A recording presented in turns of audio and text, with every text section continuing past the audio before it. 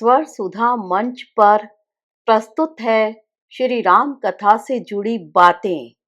आज का प्रसंग है धनुर्विद्या का अभ्यास। महाराज दशरथ ने समय आने पर चारों कुमारों का यज्ञोपवीत संस्कार करवाया और गुरुदेव के चरणों में प्रणाम करके कहा, भगवान, आपके आशीर्वाद से अब चारों कुमार विद्याध्ययन के योग्य हो गए हैं। मैं इन्हें आपके चरणों में सौंपता हूँ। आशा है चारों कुमार आपके योग्य निर्देशन में रघुकुल की परंपरा के अनुरूप श्रेष्ठ धनुर्धर और विद्वान बनकर अपने कुल की मर्यादा बढ़ाएंगे। गुरुदेव वशिष्ठ ने कहा, राजन, आप चिंता न करें।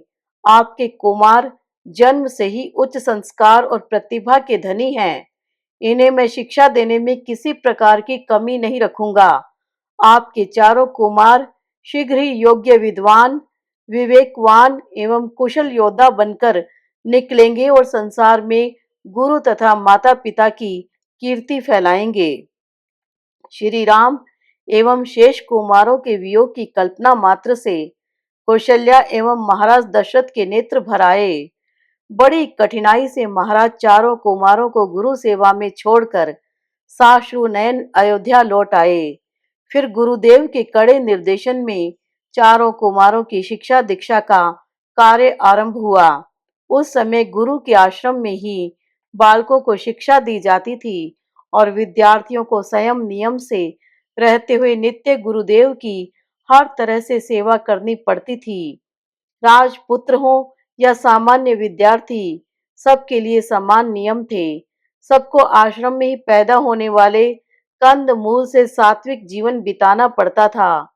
चारों भाई नित्य प्रातः उठते थे तथा शौचादि से निवृत्त होकर और स्नान से पवित्र होकर गुरु और गुरु पत्नी के चरणों में प्रणाम करते थे। फिर संध्या वंदन करने के बाद उनकी शिक्षा का कार्यक्रम आरंभ होता था। आश्रम की सेवा का कार्य भी चारों कुमार स्वयं करते थे। श्री राम सेवा के प्रत्येक कार्य को स्वयं बढ़ चढ़कर करते थे। वे गुरु आज्ञा को ईश्वर की आज्ञा मानते थे, किसी भी प्रकार का संकोच नहीं करते थे।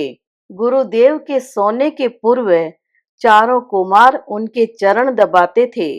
वे गुरुदेव के सोने के बाद सोते थे तथा जगने के पूर्व ही जग जाते थे। भगवान श्री राम का दृढ़ विश्वास था कि गुरु की कृपा के बिना कोई भी विद्या नहीं सीखी जा सकती है। गुरु मुख से प्राप्त विद्या ही लोक और परलोक में कल्याणकारिणी होती है। इस प्रकार गुरुदेव की सेवा तथा उनकी कृपा के प्रताप से श्री राम अल्पकाल में ही अपने भाइयों सहित चारों वेद, 6 शास्त्र, इतिहास, पुराण, धर्मशास्त्र, न्याय, मीमांसा आदि सभी विद्याओं में प्रवीण हो गए। श्री राम की असाधारण प्रतिभा और सेवा से गुरु वशिष्ठ उन पर विशेष प्रसन्न रहते थे। गुरु की कृपा से राजनीति, अध्यात्म तथा अनेक लौकिक और पारलौकिक विद्याओं में श्री राम निपुण हो गए। धनुर्विद्या और अन्य अस्त्र शस्त्र चलाने की कला में श्री राम सबसे कुशल थे।